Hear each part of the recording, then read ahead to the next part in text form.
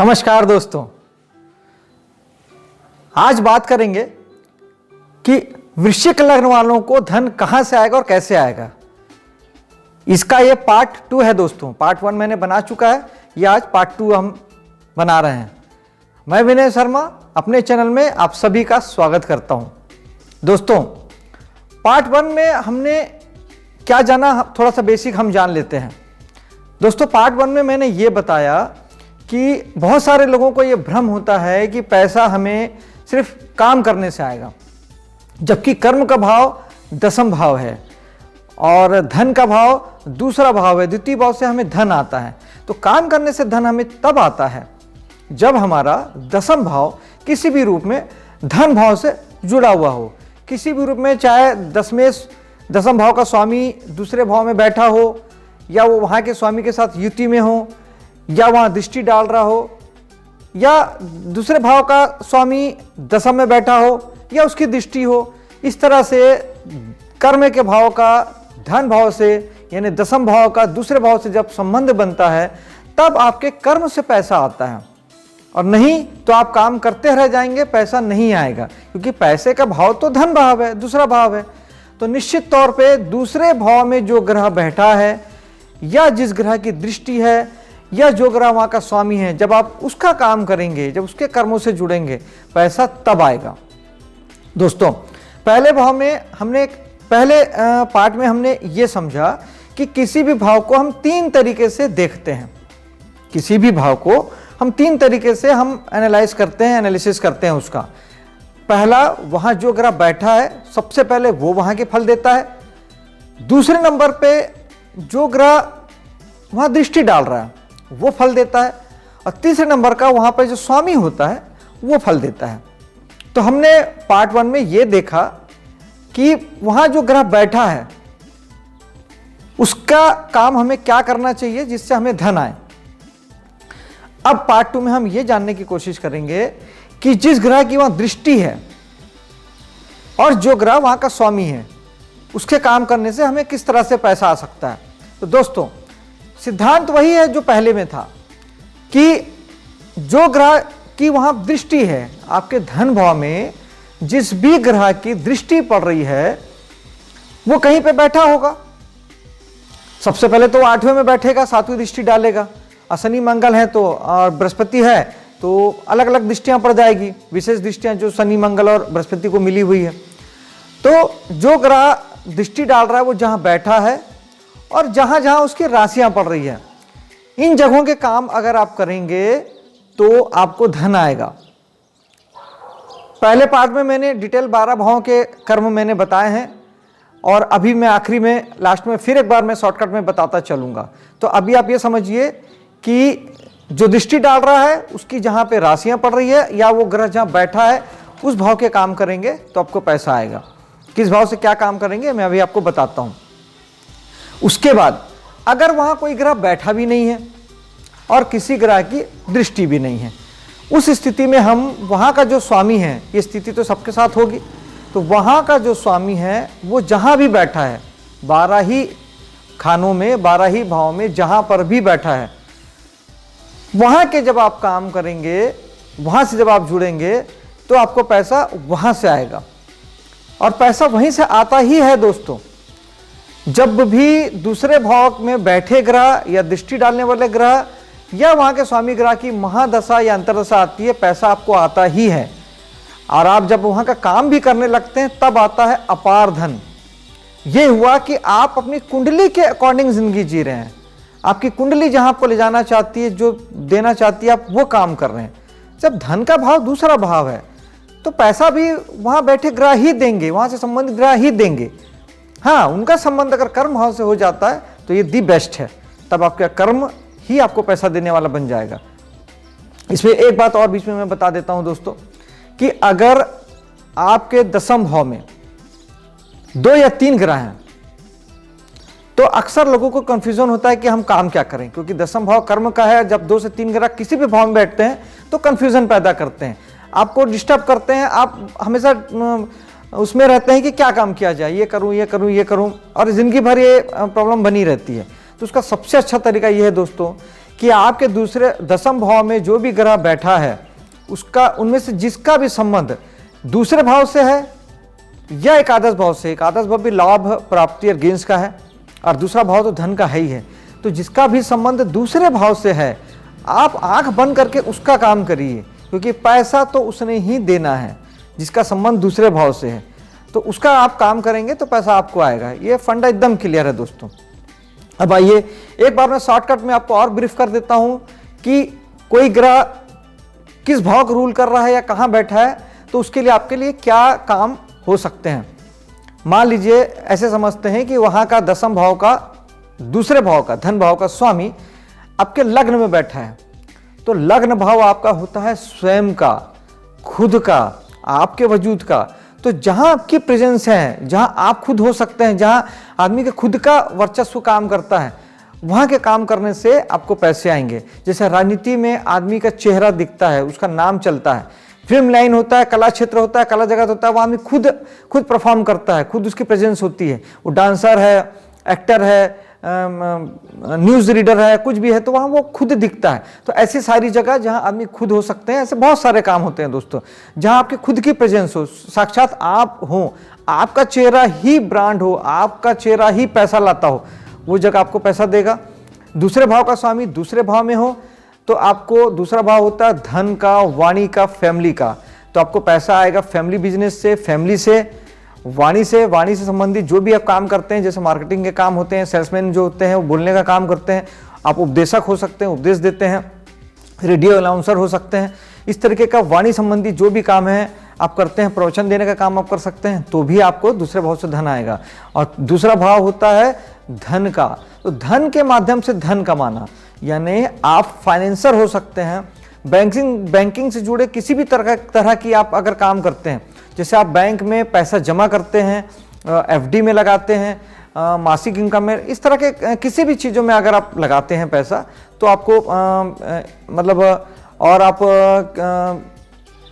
Share वगैरह में, share वगैरह तो नहीं कह सकते, शेयर में पंचम भाव भी जुड़ जाता है, लेकिन पैसे से पैसा कमाना, उसमें सारी चीज़ें आ जाती है, जिसमें भी पैसे से जो पैसा कमाया जाता है वो सारी जगह आपके आ सकती है, आप उसको बहुत जगह से आप कनेक्ट कर सकते हैं। तीसरा भाव होता है, अगर धन भाव का स्वामी तीसरे भाव में बैठा है तो तीसरा भाव होता है साहस का, पराक्रम का। तो हमारे साहस और पराक्रम से संबंधित हमारा कोई काम, सेल्फ एफर्ट, पराक्रम मीन्स सेल्फ एफर्ट, यानी आप खुद के, आपके प्रयासों से जो काम होगा। पहले भाव में आप खुद थे, आपकी प्रेजेंस थी, यहां आपका पराक्रम आ जाएगा, आपके काम, सेल्फ एफर्ट, आप जो करेंगे, आपके करने से जो होगा उससे पैसा आएगा।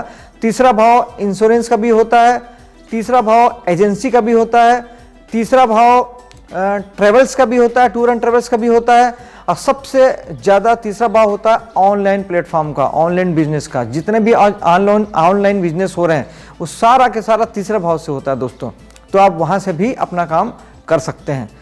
चौथा भाव होता है दोस्तों प्रॉपर्टी का, रियल एस्टेट का, और होता है आपके एजुकेशन का, स्कूली शिक्षा, प्रारंभिक जो शिक्षा होती है उसे आप हाई स्कूल तक भी ले सकते हैं और ग्रेजुएशन तक भी ले सकते हैं, और हायर एजुकेशन हम 9th भाव से देखते हैं। तो एजुकेशन जो है वो आप चौथे भाव से, स्कूल वगैरह जो खोलते हैं, बच्चों के स्कूल खोलते हैं, प्री स्कूल खोलते हैं, वो सारा कुछ आप वहाँ से कर सकते हैं। प्रॉपर्टी की खरीदी बिक्री वाला काम आप वहाँ से कर सकते हैं। ट्रेवल्स का काम भी कुछ हद तक वहाँ से आ जाता है। और बड़े पदों में, राजनीति के बड़े पदों में जाना, राजा बनना, सिंहासन एक वहाँ से प्राप्त होता है चौथे भाव से, उसका काम भी आप कर सकते हैं।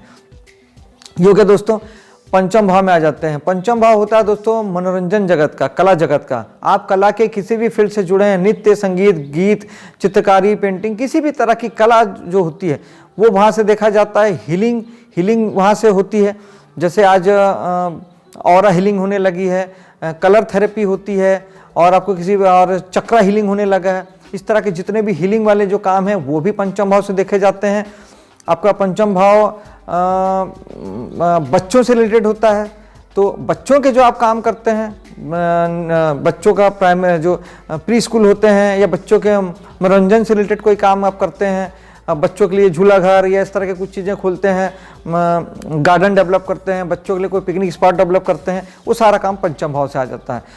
छठा भाव दोस्तों, अगर दूसरे भाव का स्वामी छठे भाव में बैठा है तो छठा भाव होता है डॉक्टर का, वकील का, फाइनेंस का, कर्ज देने का, कर्ज स्पेशली कर्ज देने का। फाइनेंस मीन्स स्पेशली कर्ज देने का, क्योंकि कर्ज का भाव है तो कर्ज लिया भी जा सकता है और दिया भी जा सकता है। तो कर्ज, तो फाइनेंस का काम, सेवा व्यवसाय, नौकरी, सारी नौकरियां आप छठे भाव से देखते हैं। और कैसे छठा भाव आपका हो गया दोस्तों। सातवां भाव जो होता है, सातवें भाव में आप पत्नी से पैसा आपको आ सकता है, पत्नी के माध्यम से पैसा आ सकता है, पत्नी के नाम से किए गए बिजनेस में पैसा आ सकता है। सप्तम भाव बिजनेस का भाव होता है, ट्रेडिंग का भाव होता है, खरीदी बिक्री का भाव होता है। सप्तम भाव से आप ये सब कर सकते हैं। पार्टनरशिप आपको सूट करेगी। अगर धन भाव का स्वामी सप्तम भाव में बैठा है तो आपको पार्टनर से आपको पैसा आएगा, पार्टनरशिप से आपको पैसा आएगा, ये हो सकता है दोस्तों। अब आ जाते हैं आठवें भाव पे। आठवां भाव जो होता है आपके अकल्ट साइंस का होता है, ज्योतिष का होता है। वास्तु में अगर आप कुछ रिसर्च बेस्ड काम कर रहे हैं तो वास्तु, नहीं तो वास्तु चौथे भाव से आता है। हाँ, चौथे भाव से आप वास्तु भी देख सकते हैं, वास्तु चौथे भाव से आता है। और आठवें भाव में जितने भी रिसर्च बेस्ड काम होते हैं, रिसर्चर जितने होते हैं, वैज्ञानिक जितने होते हैं, जितनी नई खोजें होती हैं, वो सब आठवें भाव से आता है।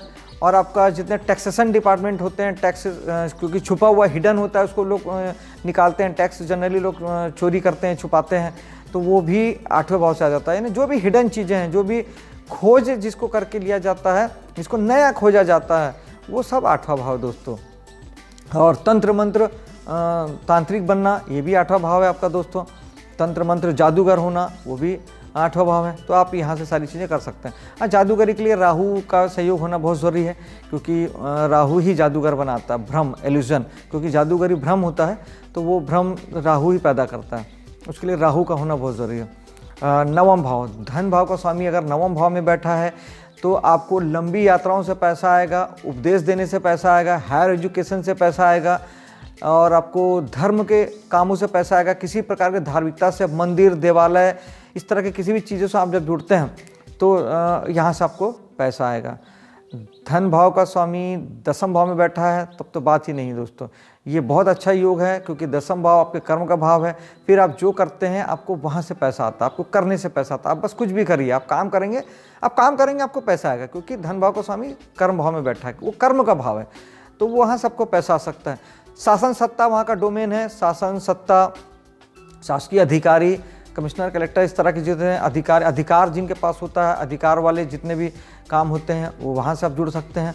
और आपका नाम प्रतिष्ठा भी दसम भाव होता है, तो वहाँ से आपको प्रतिष्ठा भी आपको मिलेगा। और धन भाव का स्वामी अगर एकादश भाव में बैठा है तो एकादश भाव होता है दोस्तों आपके दोस्तों का, सोशल मीडिया का। तो आज सोशल मीडिया में तो आज बहुत पैसा कमाया जा रहा है दोस्तों, यूट्यूब से, फेसबुक से, इंस्टाग्राम से, तो यहाँ से आप ज़बरदस्त आप पैसा कमा सकते हैं।